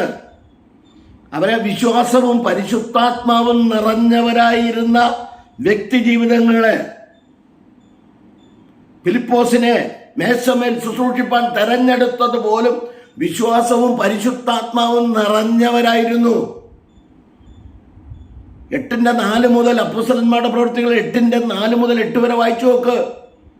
അവിടെ യേശു ക്രിസ്തുവിനെയാണ് പ്രസംഗിച്ചത്. യേശു ക്രിസ്തു ദൈവമാണെന്ന് തെളിയിച്ചപ്പോൾ അതിനകത്ത് ചില പാർട്ടികളുണ്ട്, മന്ത്രവാദികൾ. അവസാനം ഫിലിപ്പോസ് പറഞ്ഞ വചനം, ആത്മാവുള്ളവൻ പറഞ്ഞ വചനം കേട്ട് വിശ്വസിച്ചു. അവർ ഏക മനസ്സോടെ ശ്രദ്ധിച്ചു കൊണ്ടിരുന്നു. അവർ വിശ്വാസ സ്നാനം സ്വീകരിച്ചു. ആ ഭാഗം അവിടെ വിടുക. അടുത്ത സ്തേഫാനോസിനെ നോക്ക്.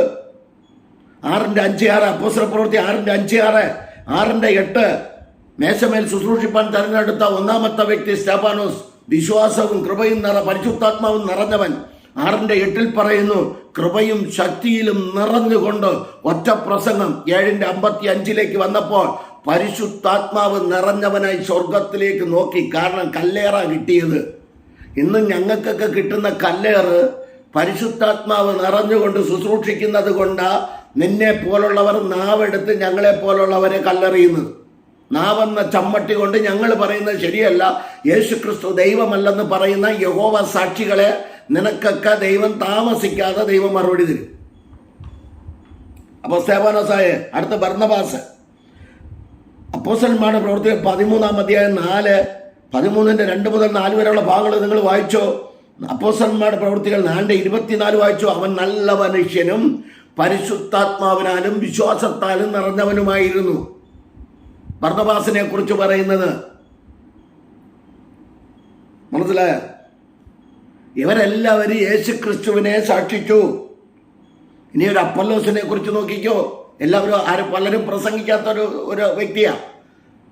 അപ്പോസ്തലന്മാരുടെ പ്രവൃത്തികൾ 18:24 മുതൽ 28 വരെ പരിശുദ്ധാത്മാവിനാൽ നിറഞ്ഞു നിന്നുകൊണ്ട് യഹൂദന്മാരെ കണ്ണിച്ച് എന്താണ് ചെയ്തത്? യേശു ക്രിസ്തു തന്നെ ദൈവമെന്ന് തെളിയിച്ചു. 28-ാം വാക്യം.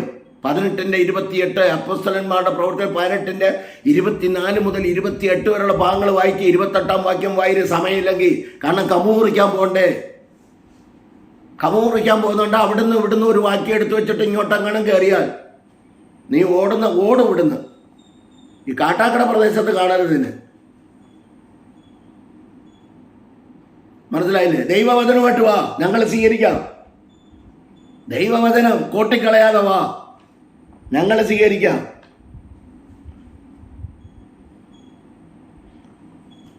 യേശുക്രിസ്തുവിനെ ഞാൻ പെട്ടെന്ന് പറഞ്ഞു നിർത്താം. യേശുക്രിസ്തുവിന് പ്രവചനപ്രകാരം യേശുക്രിസ്തു യോസഫിനെ വിവാഹം നിശ്ചയിച്ചിരുന്ന കന്യകയിൽ ജനിച്ചു. പാലസിലെ മറിയയിൽ ജനിച്ചു.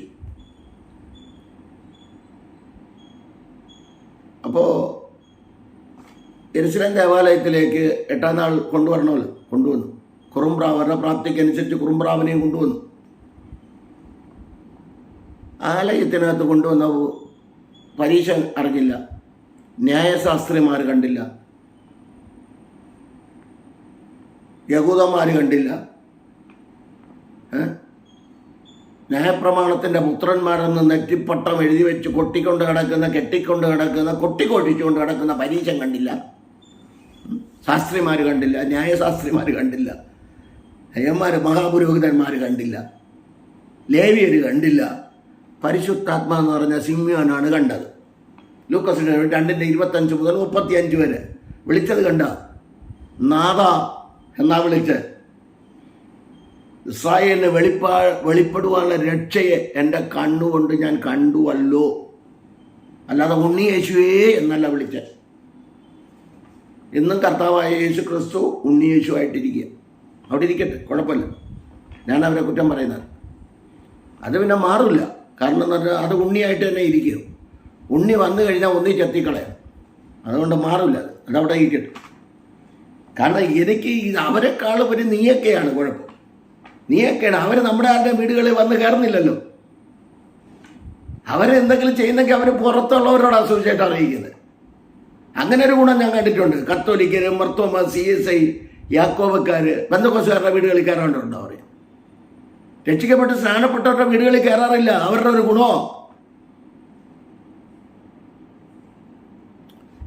ഇവരാരും വന്ന് കയറിയിട്ട് ഇന്ന് വരെ ഞാൻ കണ്ടിട്ടില്ല ഒരു വീടുകളിൽ. പക്ഷേ നമ്മളൊക്കെ അവരുടെ വീടുകളിൽ കയറിയിട്ടുണ്ട്.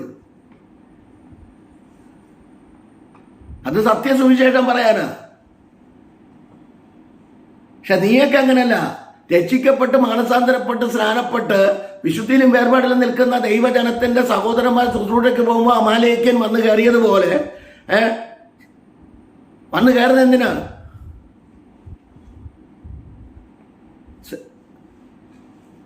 യഹൂദന്മാരുടെ യുദ്ധത്തിന് പോയ അമാലേക്കൻ വന്ന് നുഴഞ്ഞു കയറിയതുപോലെ കയറുന്നത് എന്തിനാണെന്ന് തിമോഥെയോസിന് എഴുതിയ 2-ാം ലേഖനം 4-3 പഠിക്കുമ്പോൾ നീയൊക്കെ എന്തിനാ നുഴഞ്ഞു കയറുന്നത്?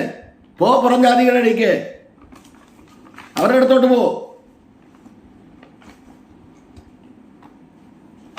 ഞാൻ ഓടിച്ചൊന്ന് 2 വാക്യം ഞാൻ വായിച്ച് കേൾപ്പിച്ചിട്ട് ഞാനൊന്ന് വായിച്ച് കേൾപ്പിക്കാം. എനിക്കത് ആ ഭാഗം വായിച്ചു കഴിഞ്ഞപ്പോൾ ഭയങ്കര വിഷമം തോന്നി. അപ്പോസ്തലന്മാരുടെ പ്രവൃത്തികൾ 4-ാം അധ്യായം 29 മുതലുള്ള വാക്യങ്ങൾ ഓടിച്ച് വായിച്ച് കേൾപ്പിക്കാം. അവിടെ എഴുതിയിരിക്കുന്നത് എങ്ങനെയാണ്? അവരുടെ ഭീഷണി എന്ന് പറഞ്ഞാൽ 3-ാം അധ്യായത്തിലെ ജന്മനാൽ മുടന്തൻ്റെ 3-ാം അധ്യായം കൂടെ ചേർത്ത് പഠിച്ച 4-ാം അധ്യായം ഫുള്ള് വായിച്ചു. ഇപ്പോഴോ കർത്താവേ, അവരുടെ ഭീഷണികളെ നോക്കണമേ. സൗഖ്യമാക്കുവാൻ നിന്റെ കൈ നീട്ടുന്നതിനാലും നിന്റെ പരിശുദ്ധദാസനായ യേശുവിൻ്റെ നാമത്താൽ അടയാളങ്ങളും അത്ഭുതങ്ങളും ഉണ്ടാകുന്നതിനാലും നിന്റെ വചനം പൂർണ്ണ ധൈര്യത്തോടും കൂടെ പ്രസ്താവിപ്പാൻ നിന്റെ ദാസന്മാർക്ക് കൃപ നൽകണമേ. പ്രാർത്ഥിക്കുന്ന പ്രാർത്ഥന ശ്രദ്ധിച്ചോണം യഹോവ സാക്ഷികൾ. ഇങ്ങനെ പ്രാർത്ഥിച്ചപ്പോൾ അവർ കൂടിയിരുന്ന സ്ഥലം കുലുങ്ങി. നീയേക്കാൾ കുലുങ്ങുന്നതല്ലാതെ ഇരിക്കുന്ന പാപോലും ചലിക്കത്തില്ല. ഇങ്ങനെ പ്രാർത്ഥിച്ചപ്പോൾ അവർ കൂടിയിരുന്ന സ്ഥലം കുലുങ്ങി. എല്ലാവരും പരിശുദ്ധാത്മാവ് നിറഞ്ഞവരായി ദൈവവചനം ധൈര്യത്തോടെ പ്രസ്താവിച്ചു. വിശ്വസിച്ചവരുടെ കൂട്ടം ഏക ഹൃദയവും ഏക മനസ്സുമുള്ളവരായിരുന്നു. കണ്ടോ? അവർ ഇരുന്ന സ്ഥലം ഒരുത്തന്നെ വിടുതൽ കിട്ടിയത് മൂലം വന്നതാ. ഇനി ഞാൻ നേരത്തെ പറഞ്ഞല്ലോ, കൊരിന്ത്യർക്ക് എഴുതിയ 1 ലേഖനം ഒരു വാക്യം കൂടെ വായിച്ച് കേൾപ്പിക്കാം.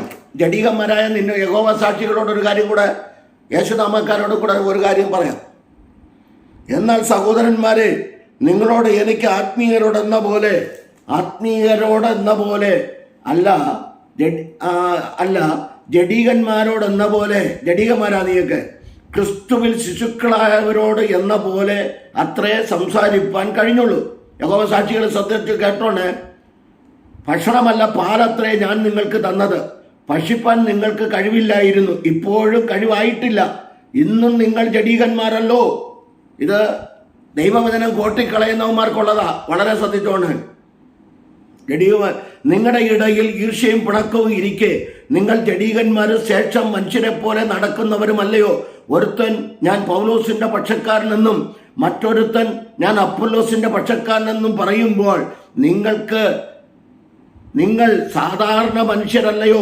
അപ്പൊല്ലോ സാർ, പൗലോ സാർ, തങ്ങൾക്ക് കർത്താവ് നൽകിയതുപോലെ നിങ്ങൾ വിശ്വസിപ്പാൻ കാരണമായി തീർന്ന ശുശ്രൂഷക്കാരത്രേ.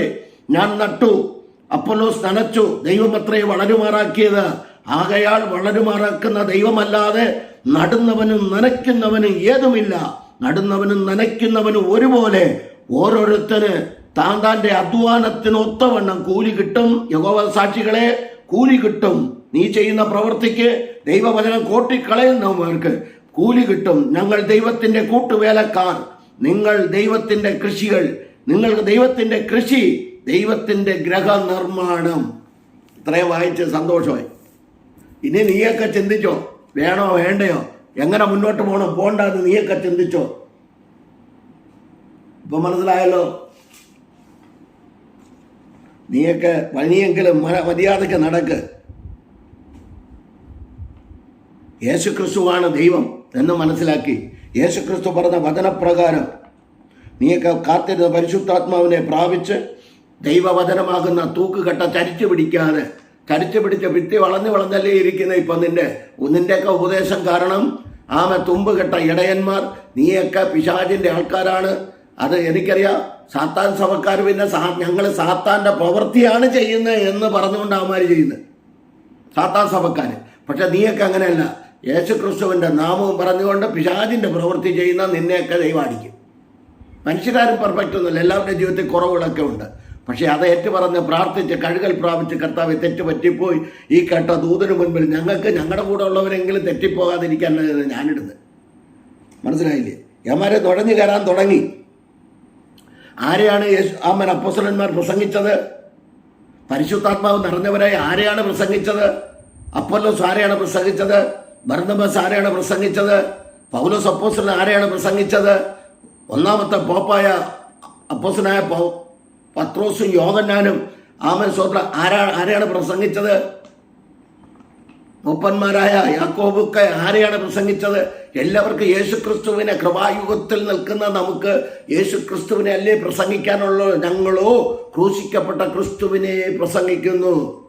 ദാവീദിന്റെ സന്തതിയെ, തിമോഥെയോസ് 2 ലേഖനം 2:8, ദാവീദിന്റെ സന്തതിയായി ജനിച്ച് മരിച്ച് അടക്കപ്പെട്ട് ഉയർത്തെഴുന്നേറ്റ യേശുക്രിസ്തുവിനെ ഞങ്ങൾ പ്രസംഗിക്കുന്നു. ഇതാകുന്നു സുവിശേഷം. ഇതാണ് സുവിശേഷം. കർത്താവിനെ പ്രസംഗിക്കുന്നല്ലേ സുവിശേഷം. ആ യേശുക്രിസ്തുവിനെ സ്വീകരിച്ച് സ്വന്തം യഹോവ സാക്ഷികൾ യേശുക്രിസ്തുവിനെ സ്വീകരിച്ച് സ്വന്തം രക്ഷകനായ റോമർ 10:9 വചനപ്രകാരം സ്വീകരിച്ച് ആ രക്ഷകനായ യേശുക്രിസ്തു പറഞ്ഞതുപോലെ ഇറങ്ങി ഇന്നു മുതൽ യേശുക്രിസ്തുവിൻ്റെ സാക്ഷികളാകാം. അതിനായി ദൈവം നിങ്ങളെല്ലാവരെയും അനുഗ്രഹിക്കട്ടെ. May God bless you, God bless you all. Abundantly ഒരു നിമിഷം കണ്ണുകളയ്ക്കാൻ പരിശുദ്ധ പിതാവേ, അവിടുത്തെ കരങ്ങളിലേക്ക് ഈ വചനം കേട്ട എല്ലാവരെയും അവിടുന്ന് അനുഗ്രഹിക്കണമേ. കർത്താവെ, തിരുവെഴുത്തുകളെ ചൂണ്ടിക്കാണിക്കുവാൻ സ്വർഗത്തിൽ ദൈവടിയന് കൃപ ചെയ്തു നന്ദി പറയുന്നു. കർത്താവെ, അടിയനെ കുടുംബമായി 3 കുഞ്ഞുങ്ങളെ ഏൽപ്പിക്കുന്നു. ദൈവപ്രവൃത്തി വെളിപ്പെടുത്തണം. ലോകമെമ്പാട് ശുശ്രൂഷിക്കുന്ന കർത്തവൃത്യന്മാർ, ദൈവദാസന്മാർ, ദാസിമാർ, കുഞ്ഞുകുട്ടികൾ, അവരുടെ ആവശ്യങ്ങളിലെല്ലാം കർത്താവ് കൂടിയിരിക്കണം. ഞങ്ങളുടെ ഇന്ത്യ മഹാരാജ്യത്തിന് വേണ്ടി പ്രാർത്ഥിക്കുന്നു. പ്രധാനമന്ത്രിക്ക് വേണ്ടി, പ്രസിഡന്റിന് വേണ്ടി പ്രാർത്ഥിക്കുന്നു. ദൈവകൃപയാൽ ഓരോരുത്തരെയും നിറയ്ക്കണം. 29 സംസ്ഥാനം ഭരിക്കുന്ന മുഖ്യന്മാർക്കായി പ്രാർത്ഥിക്കുന്നു. ഞങ്ങളുടെ രാജ്യം കാക്കുന്ന പ്രിയപ്പെട്ടവർക്കായി, പട്ടാളക്കാർക്കായി പ്രാർത്ഥിക്കുന്നു. അവരുടെ കുടുംബാംഗങ്ങൾക്കായി പ്രാർത്ഥിക്കുന്നു. കർത്താവെ, അവരോട് കരുണ കാണിക്കണം. മനസ്സിന് അവർക്ക് വേണ്ടതായ ബുദ്ധി, ജ്ഞാനം, വിവേകം ദൈവം അവിടുന്ന് കൊടുത്ത് മാനിക്കണമെന്ന് പ്രാർത്ഥിക്കുന്നു. ധൈര്യം കൊടുക്കണം. കൊടുക്കണമെന്ന് പ്രാർത്ഥിക്കുന്നു. ദുഷ്ടശക്തികളെ തുരത്തുവാനുള്ള ശക്തി അവിടുന്ന് കൊടുക്കുമാറാകണമെന്ന് പ്രാർത്ഥിക്കുന്നു. കരങ്ങളിൽ ഏൽപ്പിക്കുന്നു കർത്താവേ. സ്തോത്രം. ലോകരാഷ്ട്രങ്ങൾക്ക് വേണ്ടി പ്രാർത്ഥിക്കുന്നു. യുദ്ധക്കെടുതികൾ, യുദ്ധങ്ങൾ, ക്ഷാമങ്ങൾ, ഭൂകമ്പങ്ങൾ ഒന്നും ഉണ്ടാകാതെ സ്വർഗത്തിലെ ദൈവം കാക്കണം, പരിപാലിക്കണമെന്ന് പ്രാർത്ഥിക്കുന്നു. കരങ്ങളിൽ രോഗികളായി കിടക്കുന്നവർ എല്ലാവരെയും ഓർത്ത് പ്രാർത്ഥിക്കുന്നു. ജഡ്ജിമാർക്കായി പ്രാർത്ഥിക്കുന്നു. വക്കീലന്മാർക്കായി പ്രാർത്ഥിക്കുന്നു. നീതി മാത്രം നടപ്പാക്കട്ടെ. പോലീസ് അധികാരികൾ നീതി നടപ്പാക്കട്ടെ. അതിനായി കരങ്ങളിൽ ഏൽപ്പിക്കുന്നു. കർത്താവെ, നീതി ന്യായം കുറഞ്ഞു പോകുമ്പോൾ, ഭക്തന്മാർ ഭൂമിയിൽ ഇല്ലാതെ പോകുമ്പോൾ, വിശ്വാസത്തിൽ നീതി നടത്തുന്നവർ ഭൂമിയിൽ രാജ്യങ്ങളിൽ ഇല്ലാതെ പോകുമ്പോൾ, കർത്താവെ, നീതി നടത്തുന്ന ദൈവം അവരോട് ഇടപെട്ട് നീതി, സമാധാനം, സന്തോഷം നൽകത്തക്ക നിലയിൽ ദൈവത്തിൻ്റെ പ്രവൃത്തി വെളിപ്പെടുത്തണമെന്ന് പ്രാർത്ഥിക്കുന്നു. കരങ്ങളിൽ ഏൽപ്പിക്കുന്നു. തിരുവെഴുത്തുകളെ ചൂണ്ടിക്കാണിക്കുവാൻ സ്വർഗത്തിലെ ദൈവം കൃപ ചെയ്ത് നന്ദി പറയുന്നു. മഹത്വം എടുക്കും. പ്രാർത്ഥനഘടനായ സ്തോത്രം. യേശു ക്രിസ്തുവിൻ നാമത്തിൻ്റെ പിതാവേ, ആമേൻ, ആമേൻ. God bless you, God bless you all abundantly. ദൈവം എല്ലാവരെയും അനുഗ്രഹിച്ച് കാക്കുമാറാകട്ടെ. ആമേൻ, ആമേൻ, ആമേൻ.